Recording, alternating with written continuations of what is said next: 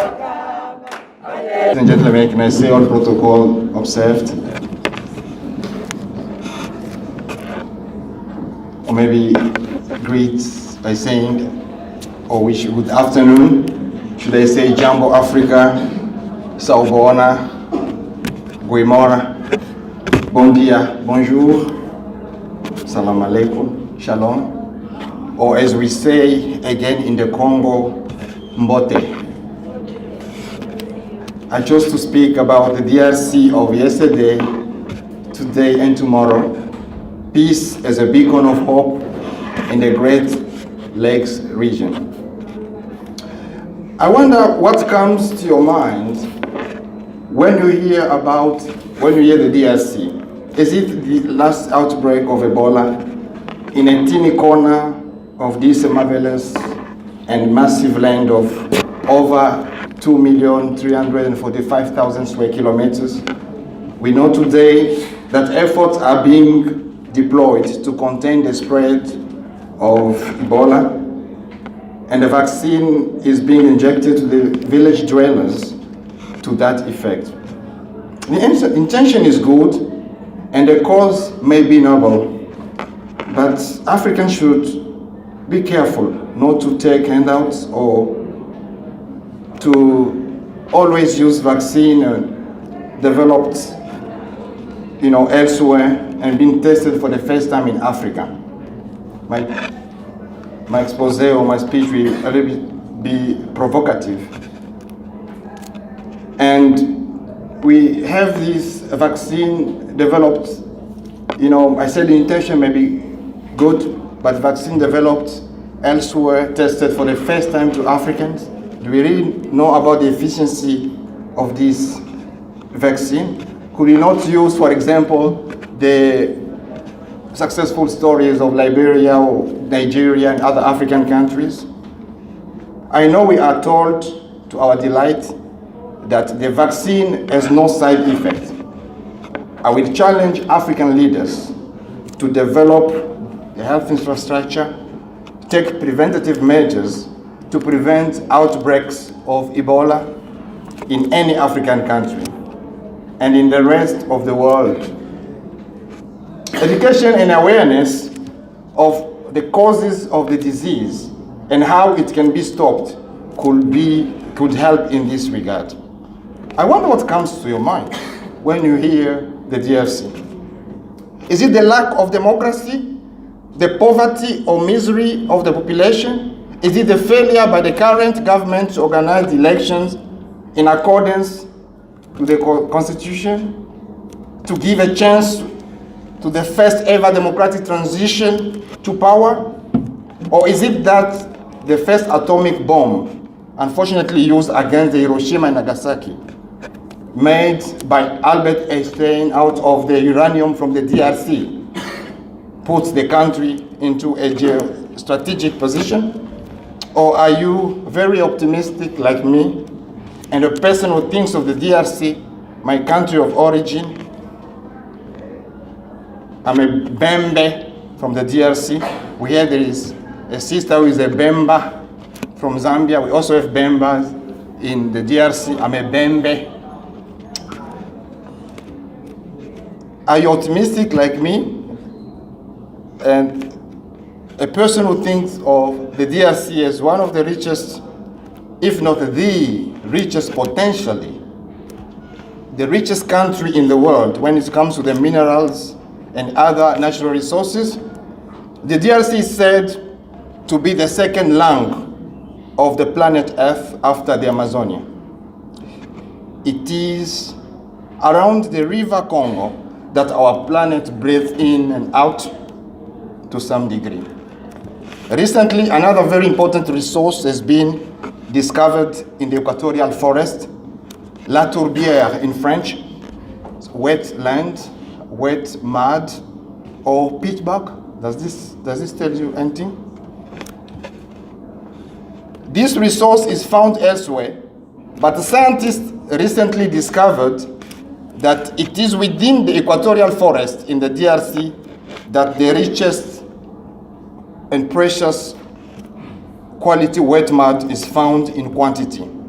Scientists also inform that this resource regulates the temperature of the world and helps in controlling the climate.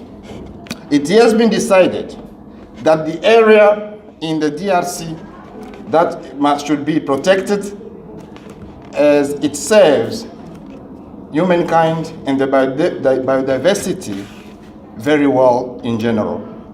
Suffice it to mention that the DRC is rich in minerals, other resources, diamond, gold, you name it, uranium, copper.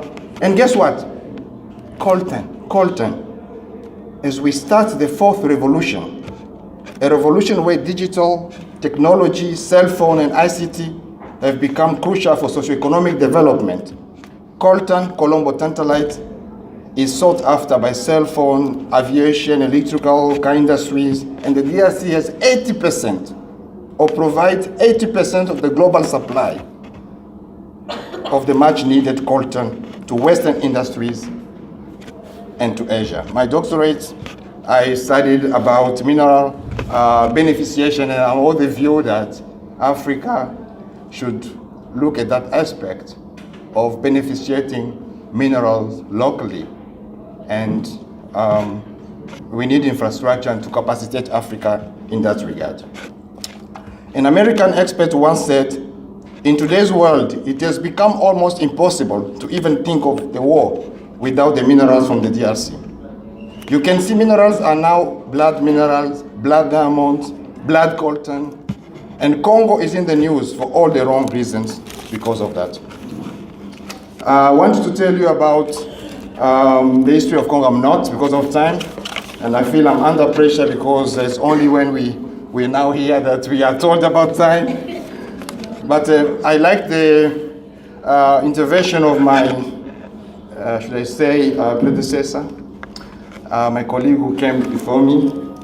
And I also prepared, we didn't prepare together, just to show you some of the words that are similar in our language.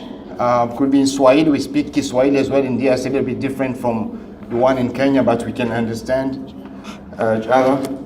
But Ebembe as well, which is my language, Kibembe, and it's Zulu.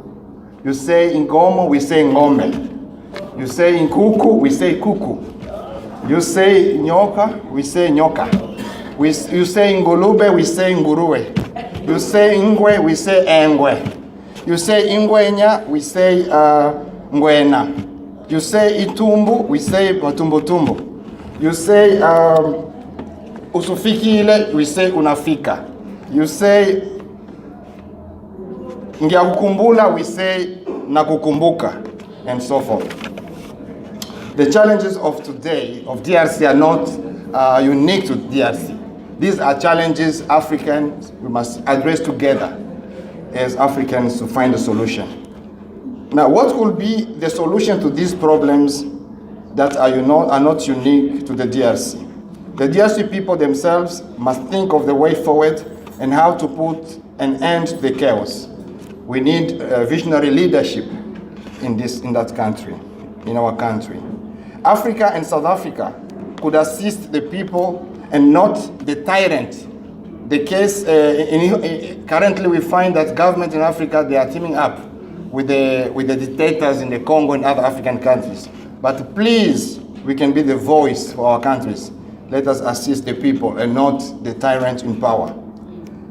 The African Free State Treaty, although a good initiative, can only bear fruit if Africa manages its regional free trade arrangement with ease, which is not the case today.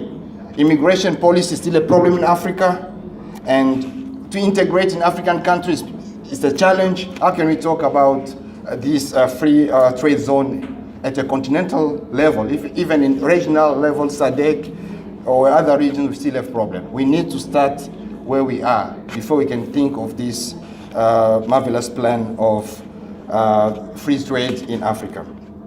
In the future, and this is applicable to other African countries I'm about to finish, I think we need to place God at the center of what we do to address the plethora of problems that the DRC faces, that other African countries also face, problems which in many instances are similar to what the grassroots in other countries face. I am sure we can build a better society where peace will prevail. With God, who is the author and finisher of our faith, all we need to do is to love one another, forgive those who wrong us, and forgive ourselves. Knowing that as Africans, we are not a failure, we are survivors. We should discourage any tendency of xenophobia and racism, any form of discrimination, because as Thabo Mbeki would have said, we are Africans. I am an African. For peace to be sustainable, it has to start from within. The DRC people, the African people, we all need the inner peace of God. This peace comes with power to transform the world when we love each other. Africa shall be free when the Congo is free, and when all other African countries are also free. Lord, I'd like to finish with this quote from the Bible, which is Mark chapter 12 and verse 30 to 31. Love the Lord your God with all your heart, with all your soul, with all your mind, and with all your strength, and love your neighbor as yourself. There is no other commandment. Alleluia,